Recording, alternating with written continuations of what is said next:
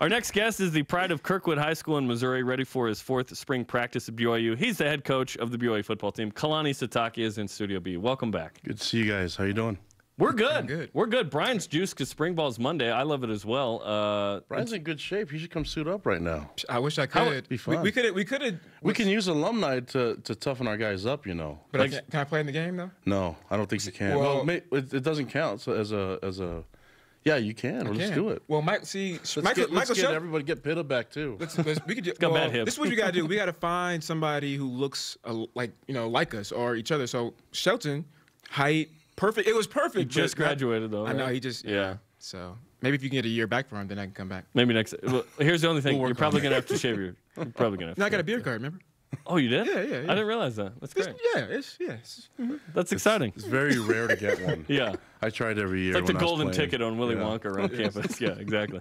Well, spring ball starts Monday. I guess we've been discussing some of the questions, things we're looking forward to. I guess what are some of the goals for you in spring football? Well, we have to get better, and you know, we started working right after the bowl game, and as a staff, we looked at a lot of different things, and I think this year there's some things that we did good last year that we'll have to continue and get better at. So we did some things well. We just have to do it better, and there's some things that we're going to do this year that we've never done before. Other than play the spring game in Provo High, it's like a bunch of different things that we can do as a program, and it's going to cause a lot of our guys to be in an uncomfortable position. But I think we need to get them out of the comfort zone and get into the growth zone and the learning zone. And in order to do that, there's going to be a little bit discomfort, you know. Like what? Well, I mean, here's an example. We have guys that could be really great leaders for us, and they're just not they're not really comfortable speaking. Mm-hmm. Well, tough. It's going to have to happen. You know, we need them to get out of that comfort area of never speaking as a leader and doing and leaders are required to do it by action, but also required to say something, you know, and I think that we're trying to get as many leaders on the team as possible, and that's just one part of it. There's a whole list of things that we looked at and talked to a lot of our leadership on our team, talked to our leaders in our school, and also looked at our coaches, and we were putting together a lot of things and plans to make it work. I think our summer conditioning and training is going to be a little bit different, and we'll do some things that other teams have never done before with our PRPs and with everything else, so that I don't want to give everybody else our competitive advantage, but we're definitely going to work on our strengths and find ways to make that widen the gap between us and other schools. Yeah, I'll talk to you during commercial. You give me some more details or later on. And I might text Jeremy the information. Maybe. You know, I'm sitting right here, right? Like during the commercial, I can see. Sometimes we have these player-only meetings and conversations, interviews like this. Very popular on TNT. I put my hand up. Yeah. Okay, you can come back in now. Yeah. Come back in.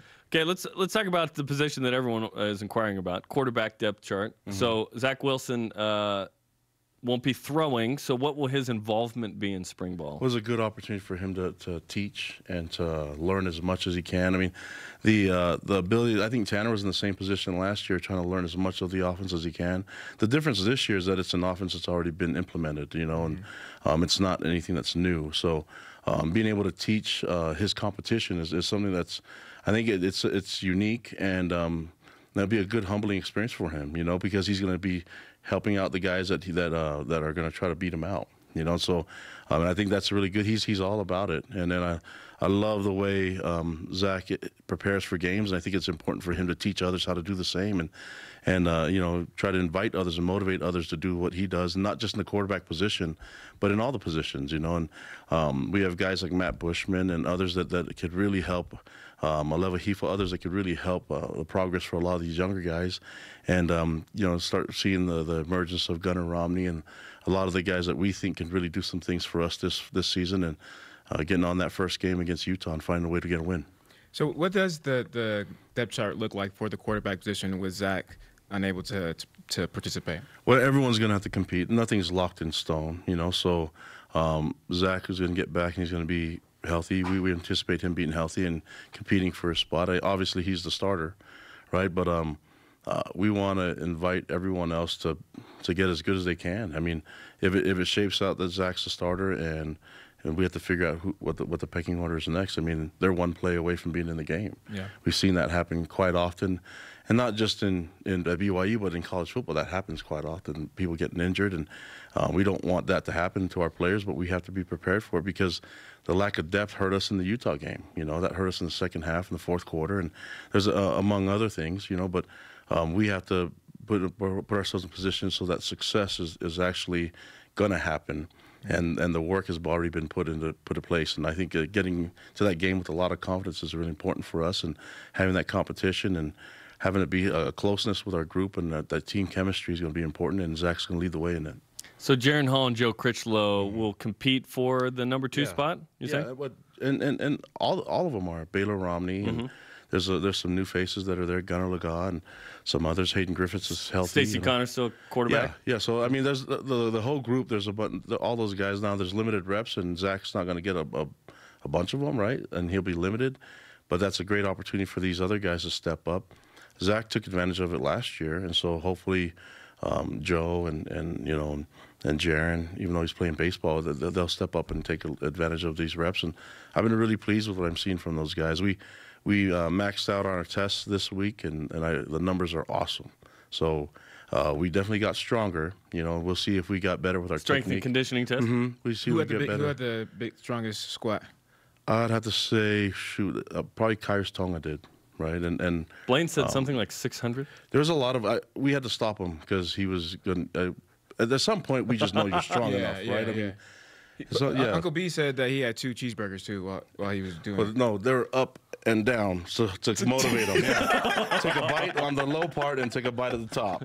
So that's how you get 600 pounds on there. That's how you get it. That's how you do it. Yeah. If we'd have done something innovative like that when I played, man, you would have lifted like crazy. I wouldn't be here, still be playing. No, I'm joking. But it's important for us. That gives us a lot of confidence. But the hard work's paying off, and now we're going into the phase of spring ball where we have to really work on our technique and fundamentals. And we know that coaches are going to coach and going to teach, but the peer-to-peer learning is really important for our program to succeed, and we need more of that. And we're going to ask our guys to really step out of their comfort zone and worry about the team concept rather than just themselves. And that's always it's a common thing, but this is the ultimate team sport, and we need all 11 guys, and not just 11 guys, but we need everyone to fulfill their roles on this team and to be ready. And I think the experience that we had in that Utah game last year is really motivating a lot of these guys to get ready for this year. I think that's just something that BYU football is, and just the brand and the style that we play is built on. And you played with Will Snowden, and he's out doing his thing in the community with recruiting. I said, hey man, what's the deal with fans and us not getting 5-star recruits and them complaining? He said, if I was a BYU fan, I would never care about 5-star at all.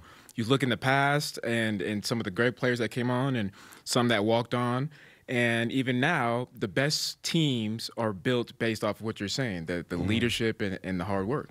Well, and 5-star is relative, right? I mean, when we recognize somebody that we see as a freshman and sophomore year and they end up being a big-time recruit, you think that evaluation has stopped only with that one recruit. Right. The recruiting and the development is always an ongoing process, and hard work and all that stuff is not unique to me. BYU's been that, and I'm trying to build off of what the wonderful things that Lavelle Edwards and he put here in BYU football and the tradition, and Gary Croton and especially Bronco Mendenhall. I think that's important for us to continue that legacy, right? And so we know what BYU is made up of, but we just need to keep defining it and get really specific and precise on how we want to get better. Otherwise, you're just taking a shot, right? And what we want to do rather than just take a shot is swing for the fences and go crazy, And I think our fans deserve it, our players deserve it, and we need to get really specific and on things that we need to get better at and things that we need to start doing, right? And then work on getting because I believe these guys are all 5-star individuals as people. The 5-star player will come along, but there's hit and misses everywhere. That's why it's not a proven science, and there's flops in the draft. Right. There'll be guys drafted in this draft that won't make it in the NFL, and they're taken off of stuff that was because of their 40 time or their height or whatever the issue was.